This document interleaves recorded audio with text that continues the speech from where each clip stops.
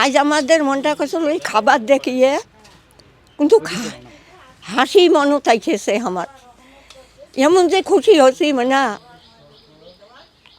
তোমরা দেশেন, তোমরাও খুশি, আল্লাহও খুশি, আমিও খুশি।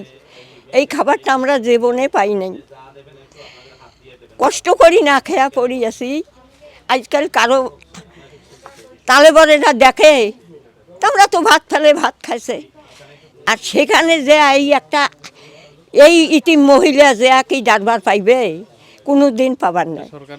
তোরা আমাদের খাবার দিয়েছেন, আল্লাহ যেন তোমারও ভালো করে, আমরাও খুশি গেছি, আমরাও খুশি গেছি। করে খাবো, এতদিন তো কিছু বাবা আমরা পাই নাই, আজকে খাবারটা দিছে, আমরা আল্লাহর কাছে খুব খুশি হয়েছি, এত খুশি হয়েছি যে আল্লাহ যদি লবণ ভাত খাইলো আমরা দুইটা খাইতে পাবো।